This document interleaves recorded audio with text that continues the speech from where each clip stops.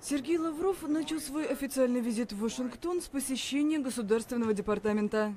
Министр иностранных дел России встретился со своим американским коллегой.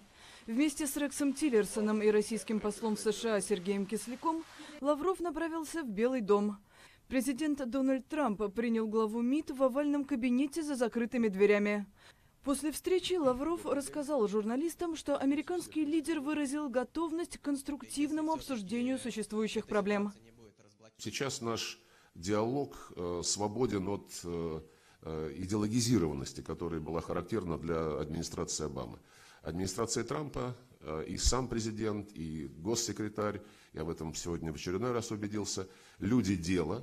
И они хотят договариваться. Договариваться не ради того, чтобы показать кому-то какие-то свои достижения в сфере идеологических предпочтений, а договариваться ради того, чтобы решать конкретные вопросы. Лавров рассказал, что они с американским президентом обсудили разрешение сирийского конфликта и кризис на Украине.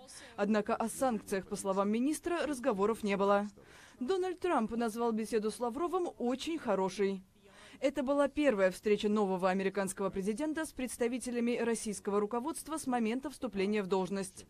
Двусторонние переговоры Дональда Трампа и Владимира Путина, по словам Лаврова, могут пройти в начале июля в Германии на полях саммита Большой Двадцатки.